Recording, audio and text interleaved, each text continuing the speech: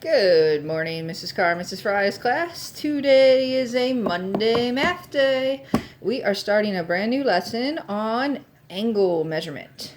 Now, I know you already know that there's different types of angles. You've been reviewing them off and on for the last couple weeks. So, quick recap on those. You know that an acute angle is one that opens less than 90 degrees.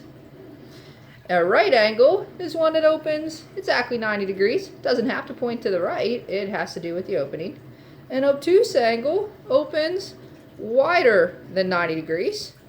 And then you can have a completely straight angle that just makes a 180 degree straight half turn. There are angles that are more than 180 degrees, but we do not have to worry about them yet in 4th grade. All the measurements that we're going to talk about are going to be anywhere between that 1 to 180 degree mark. Acute, right, obtuse, or straight.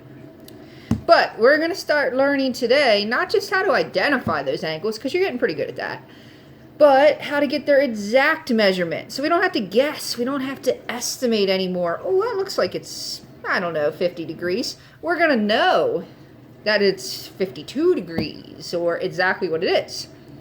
So in order to do that, you're going to have to learn a new word today. You're going to have to learn about a protractor. That is not a piece of farm equipment.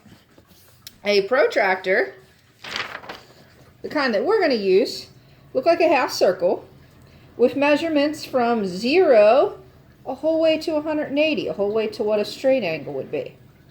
And if you look really closely, you'll see there's 2 sets of measurements. And we'll talk about that more, but that's basically because depending on which way the angle is opening, that could be your acute measurement, 10, 20, 30, or so on, or that could be your obtuse measurement, 170, 160. Depends on which direction the angle opens for you to be able to decide that. So in order to use a protractor, I know that you're not really going to be able to do this completely at home.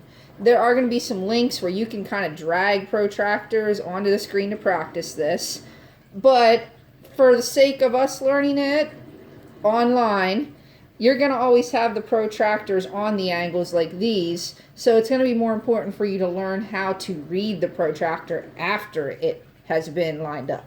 But let's talk about how it's lined up. So if I was going to measure this angle up here, first thing I have to decide is this angle acute or obtuse? Because if it's right or straight, you already know the measurement. So you have to decide, is it acute or obtuse?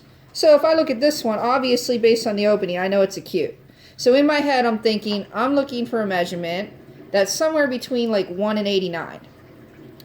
So this one, we put the protractor right on the center point, right on the vertex. There's going to be a little hole there when you do this on your own one day.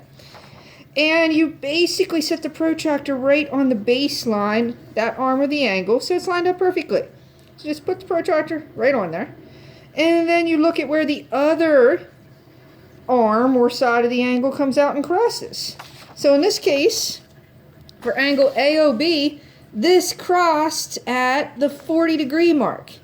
Now when you would look at it on your own protractor, you would see it cross through 40 and 140. But obviously this isn't an 140 degree angle. That would have been if it opened the other way and you had 140 degrees. This is only the 40 degree angle. So this is an acute 40 degree angle. Let's look at the opposite one down here. This time, when we were measuring the angle, when I'm looking at it, I can see this one's obviously obtuse. Look how wide it's open. So once again, you would put the protractor right on the vertex point and sit that protractor neatly down on one side or one arm or the base. There's different terms you can say, but basically right down perfectly on that angle with the vertex point in the middle of the protractor. Now look at how it opens. It's opening very wide. So where this other arm crosses, I can see it's between 110 and 120 degrees. Well, this one's kind of nice. It's perfectly in between. So what's in between 110 and 120? 115. So this is an 115 degree obtuse angle. Now you might be wondering, well, look, Mrs. Carr, I also see a 60 and a 70. Why couldn't I say it's a 65 degree angle? Well, that goes back to you realizing this can't be a 65 degree angle because it's obtuse. So it has to be the 115. So that's where all the background knowledge on knowing if it's an acute or an obtuse angle helps you out. Eventually today, after you practice this a little bit, looking and recognizing the angles, reading where the opposite arm of the angle crosses and getting your degrees, your exit ticket has just 4 angles on there. That's it. You're going to highlight, is it acute or obtuse?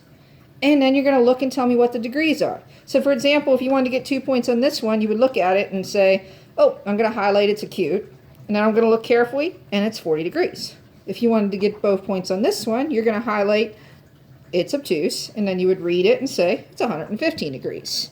So it's not super complicated because I already am going to have the protractors placed on there since you don't have your own protractors at home to use. All right, we're going to be working with protractors, measuring angles, and talking about how you would draw your own angles to an exact measurement for the next couple days before we get into other ways to determine angle measurements. All right, whew. So make sure you go to the classwork tab, find today's date, click on the slides for today's instruction. Please look at the video links and look at how protractors are placed since you aren't physically able to do it with me like we normally would. And then open and complete the exit ticket to turn in. Also, make sure you visit Mrs. Fry's class for ELA and do your iReady minutes for today. That is about all for this Monday math morning. I'm going to leave you with a corny math joke today. How did the farmer measure the crop circles in his fields? With a protractor. Boom. Not my best, but there is not a lot of good jokes out there about angles and protractors. Maybe you can think of some. All right. Have a good one. Do your best. That's all we ask. Make sure you're staying on top of your assignments and not letting them pile up throughout the week. See you tomorrow.